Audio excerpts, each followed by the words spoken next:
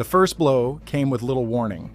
A sweeping wave of tariffs struck the U.S. retail system, setting off a chain reaction that caught even the biggest players off guard. Walmart, long known for its promise of affordable prices, was the first to make a stunning move. Instead of absorbing the added costs, the company shifted parts of its supply chain out of the American market, signaling that cheap goods could no longer be guaranteed.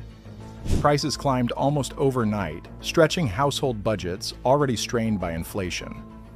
The company cautioned shoppers not to panic, but the warning itself fueled a growing sense of unease. Soon after, another crack appeared in the foundation of American retail. Target, a brand built on stability and trust, now found itself caught in the same storm. If the largest retailers were being pushed to the brink, what would this mean for the rest of the country? Let's find out. It began with an ordinary trip to the store that no longer felt ordinary. Shoppers who had grown used to stable prices were stunned to see sharp increases overnight. A pack of beef that once cost $9 now demanded nearly $14. Lettuce had climbed by 30%. Breakfast cereal, a daily staple, cost $2 more. The sense of security tied to grocery shelves across America had vanished. What happened inside the United States quickly spilled far beyond its borders.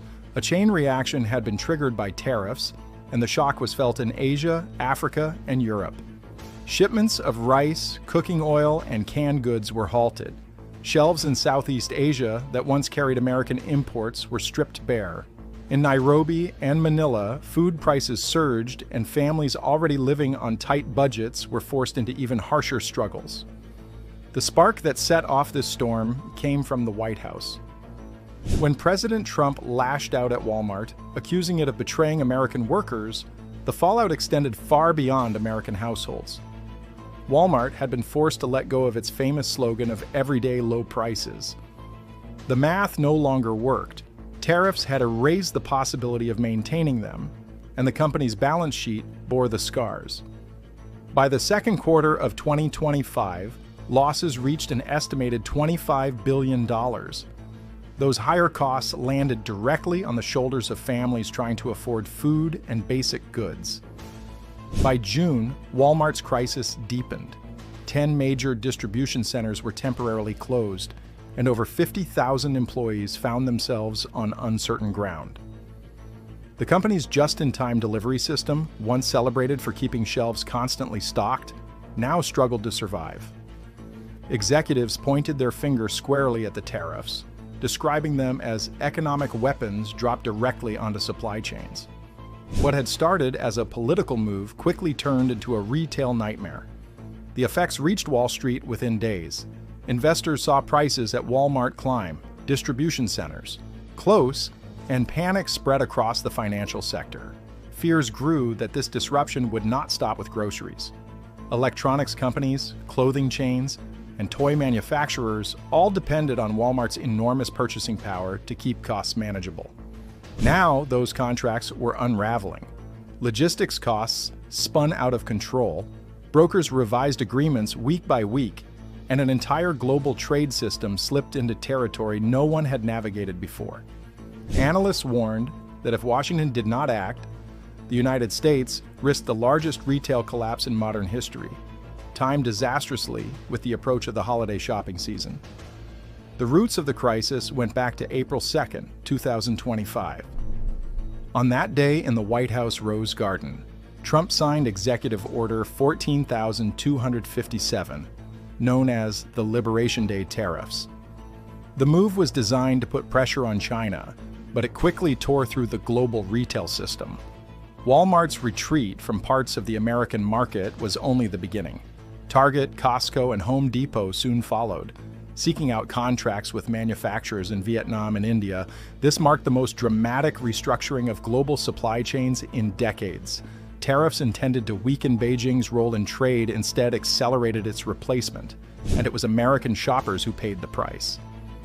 Within days, the impact was undeniable. By April 5th, nearly all imports into the United States carried a baseline 10% tariff, except for goods arriving from Canada and Mexico. On April 9th, retaliatory tariffs hit 60 countries, with China punished the most. Rates on Chinese exports soared as high as 145%. The ripple was swift. One of Walmart's largest toy suppliers in China slashed production by 70%. The U.S. Toy Association issued an emergency warning, reporting that nearly half of its members were facing bankruptcy. Shipping costs tripled on routes between Shenzhen and Long Beach, and delays piled up. Europe soon felt the weight of the tariffs as well. Empty shelves appeared before goods even reached supermarkets. At major U.S. ports, hundreds of containers sat abandoned, importers unable to pay the new duties. Some cargo spoiled as it sat stranded. Walmart's warehouses turned into graveyards of unclaimed shipments. The critical holiday season that normally boosted the economy now carried the risk of empty shelves nationwide. On May 2nd, the situation escalated further. Trump threatened a 50% tariff on European imports unless the European Union bowed to his terms. Markets across Europe lost $180 billion in value in 3 days. German auto exports slowed to a crawl, and stock indexes dropped sharply. Asia, too, was thrown into disarray. South Korea was struck with a sudden 25% tariff, putting half of Hyundai and Kia's exports to the United States in jeopardy. The Bank of Korea projected steep losses in jobs and revenue for its automotive industry. While nations struggled with economic fallout, it was Walmart's workers who endured the most direct pain. With fewer shipments arriving, work hours shrank. Over time, that many families depended on during the summer months disappeared. Schedules became a scramble for survival. Warehouse employees rotated shifts in hopes of holding on to some income. Labor unions condemned the policies, warning that tariffs were not only targeting foreign producers, but inflicting deep wounds on American workers. The uncertainty deepened at the end of May. On the 28th, the U.S. Court of International Trade ruled that the president had overstepped his authority, suspending most tariffs temporarily. But instead of relief, the decision created confusion. No one knew if tariffs would return or grow harsher when the suspension expired. Walmart braced for a $25 billion loss in the quarter with no end in sight. Shifting supply chains away from China proved far more difficult than planners expected. Vietnamese and Indian factories quickly hit capacity limits. Garment producers in Hanoi reported 6-month backlogs. Electronics manufacturers in India faltered without access to Chinese components. Production slowed while demand grew more desperate. For Walmart's global procurement teams, the numbers became staggering.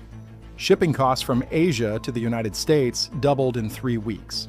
A container that once cost $3,500 to move now required $6,500, with projections of $8,500 before summer. Sailings were canceled, ports skipped, and delays of 2 weeks became standard. The finely tuned logistics model Walmart relied on was unraveling. The squeeze did not stop with large corporations. Small and mid-sized businesses were battered. Banks restricted loans to import-dependent companies. Venture capital fled logistics startups, unwilling to risk investments in an unstable climate. Credit rating agencies downgraded outlooks for retail and manufacturing. The spiral spread wider each week. On land, warehouses filled to the breaking point. Companies scrambled to stockpile goods before new tariffs were imposed, sending rental rates for storage soaring. Some warehouses charged 4 times their normal rates. Even Flex, a company specializing in short-term storage, reported requests 6 times above average, forcing it to create a waiting list for the first time. With Walmart shutting down distribution centers, unsold inventory piled up and expired, leading to daily losses. Agriculture was hit especially hard. Refrigerated containers filled with beef and produce waited at ports with nowhere to go. Exports spoiled. Farmers who had only recently recovered from earlier trade wars saw their progress erased. American beef, once a global staple, now sat in limbo, a symbol of wasted supply and broken trade routes. For households across the country, the consequences grew harsher with every passing week. Economists estimated that tariffs would add $1,000 to the annual expenses of the average family. Walmart's chief financial officer confirmed the grim reality on national television. Beef prices rose to $14 a pound, patio furniture climbed by $60, and child car seats increased by $100. Even Walmart's online marketplace was dragged into the crisis. Thousands of small businesses that sold through the platform faced devastating costs. Many raised prices, while others withdrew products altogether. By the height of summer, the evidence was clear. Walmart's legendary just-in-time delivery model had collapsed. Container ships floated offshore, unable to unload. Suburban Walmart aisles stood empty. Families paid more for basic items, and thousands of workers were left jobless. Political leaders continued to insist that tariffs would rebuild domestic industry, but the evidence told another story. Instead of stability, households were trapped in rising costs and scarcity. Walmart quietly prepared the public for what would become one of the most disruptive shifts in modern retail.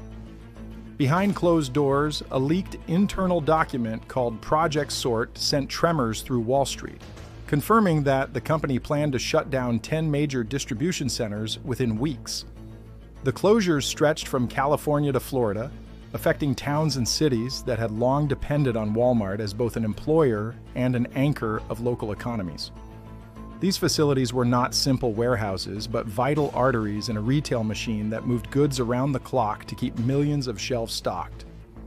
With their suspension came the immediate prospect of more than 50,000 workers losing their income, while communities around them braced for the ripple effects. Restaurants, gas stations, and trucking firms that thrived on the flow of goods suddenly faced grim forecasts, while even local governments began to worry about vanishing tax revenue. Behind the numbers and bold corporate moves was a harsher truth. The foundation of American retail was being pulled apart, and with it, the livelihoods of those who kept the system alive. So the question becomes, how much more strain can this system take before it breaks completely? And if the backbone of retail falters, what happens to the wider economy? Stay tuned, and don't forget to like and subscribe so you don't miss what comes next.